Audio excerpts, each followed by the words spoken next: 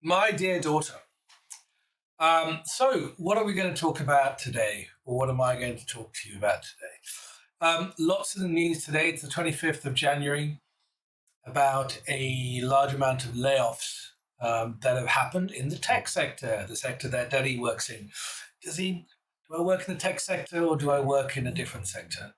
I don't know. Do we work in the discipline or do we work in the sector? That'll be the interesting thing. I like to think I'm an engineer, so I guess I work in engineering. But anyway, technology companies have been hit. Um, this is a site, tech.co. It was going about, Intel 544. Um, you know, this is a bit weird. Intel confirms that it's cutting over 500 staff with an aim to cut 3 billion from its budget. I don't think 500 staff.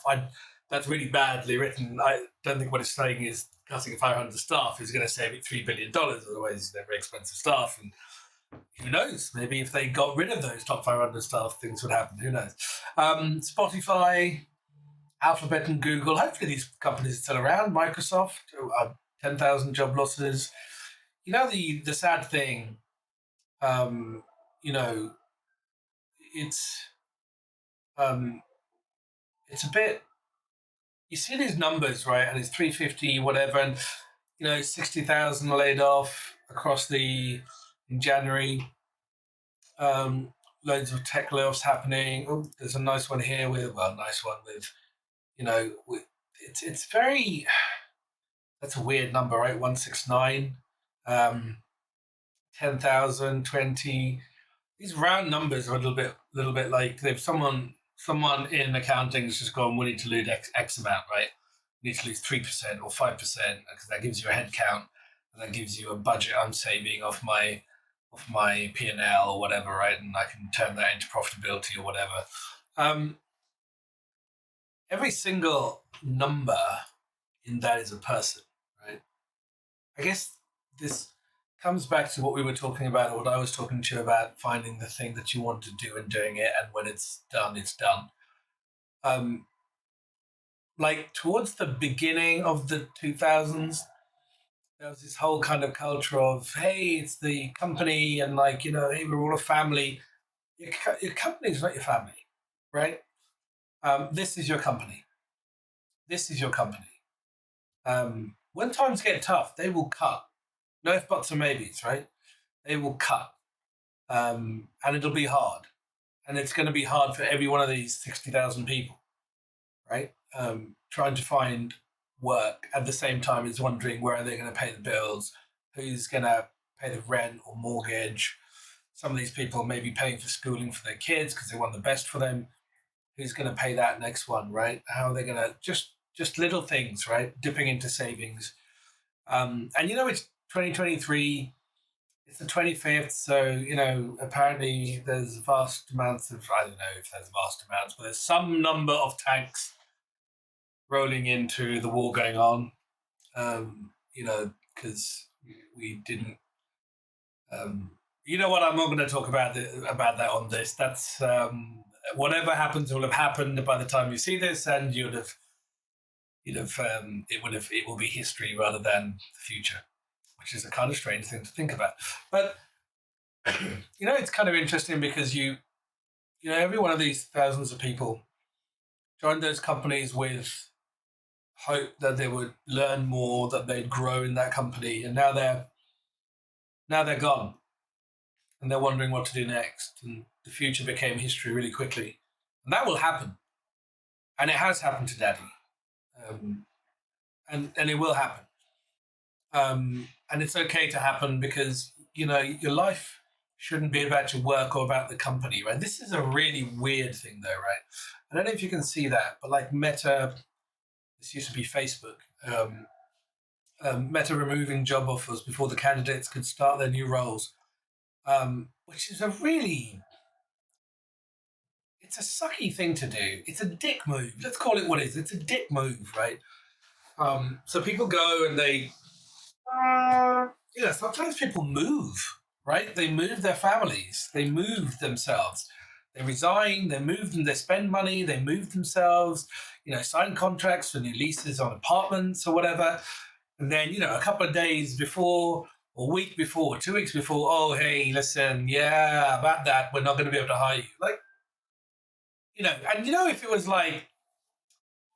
like a startup that's like not well funded, but it's Meta, right?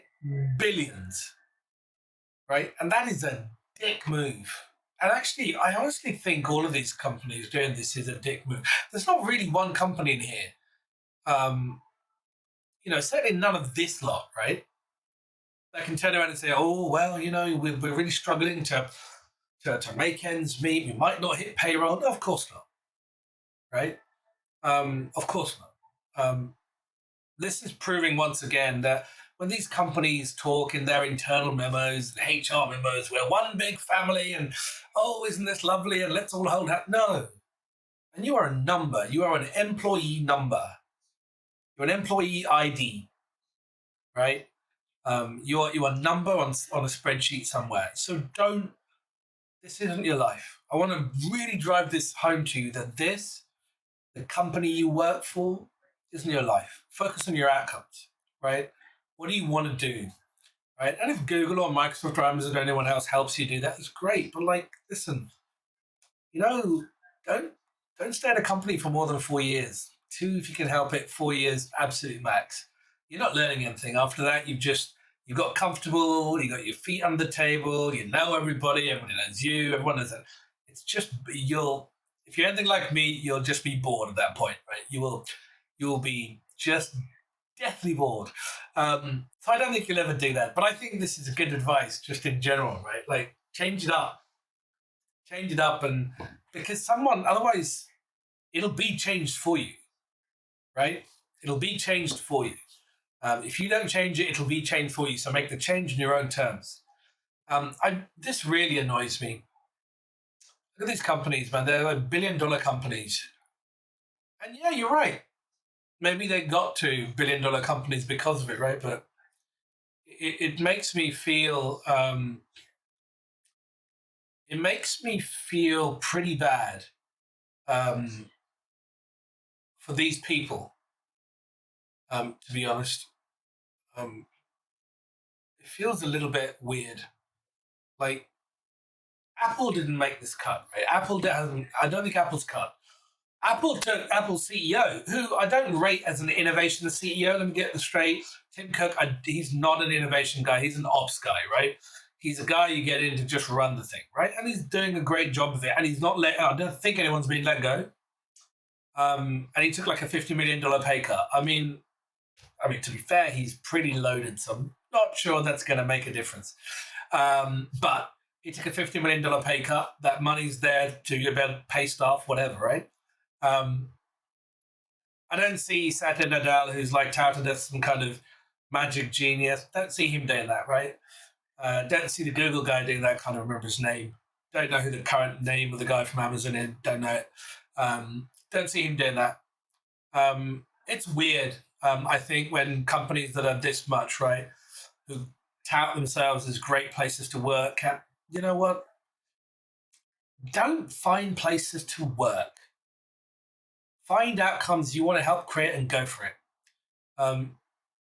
Because as the older you get, the more you'll find that work is it's an abusive relationship. It is totally an abusive relationship. If all you do is work, it's a totally abusive relationship between you and your employer, right? And actually, you're both abusing each other.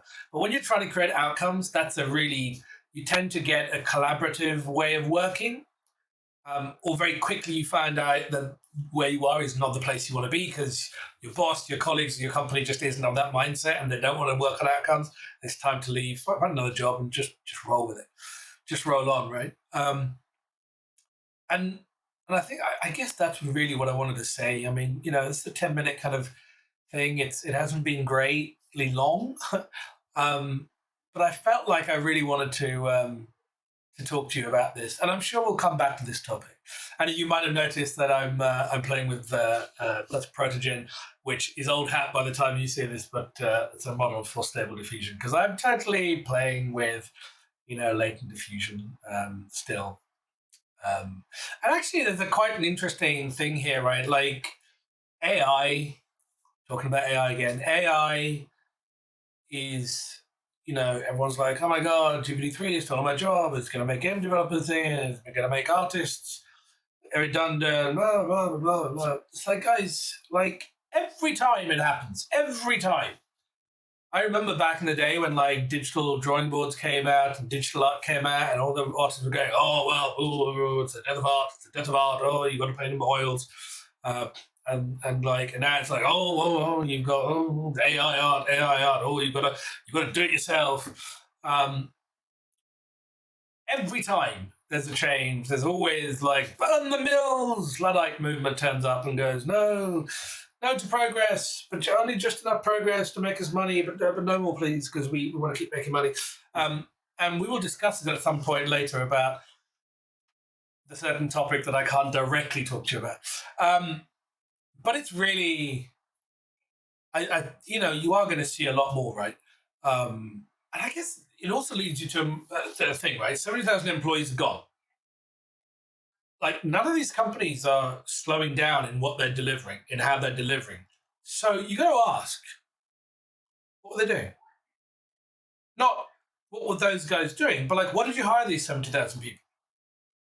Right? Back in the day, about 10, 15 years ago, this whole thing about like, it kind of disappeared from the press about big companies sort of agreeing not to hire from each other or hiring just because, and just hiring people to have them on their books.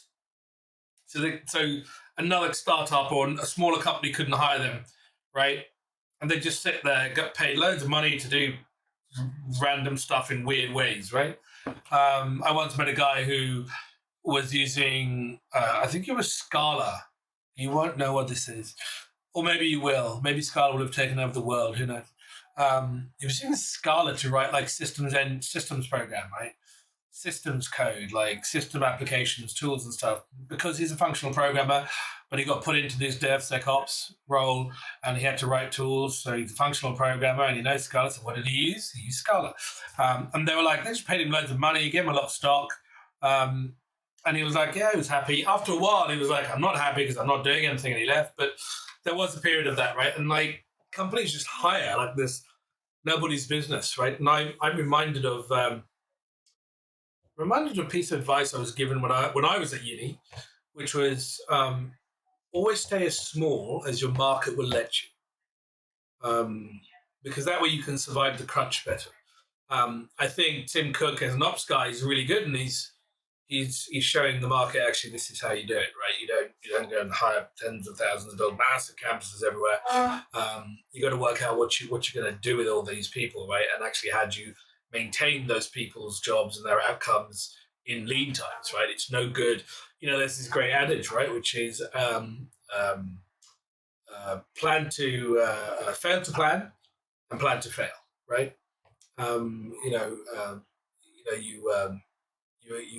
You hope for the best, right, but prepare for the worst, right? You are hoping that your company is always going to keep growing, the economy is going to keep growing, it's going to be strong, you're going to always innovate. But actually, what you're doing is you have to plan for what happens if all of those things don't happen and it becomes worst case scenario. How are you going to support these people? Because if you're really going to say that you're a family company, yay, win flags, then you better do some of that planning, right? That's volatility planning, right? That's, don't worry about business continuity. Maybe it should be part of BCDR, right? We have this thing called BCDR, and you might have heard of it in your life, business continuity disaster recovery. We talk about it a lot in technology and business process and like whatever, but maybe we need to talk of that. Maybe we need to incorporate that into that as, hey, how am I going to keep hold of 70,000 employees?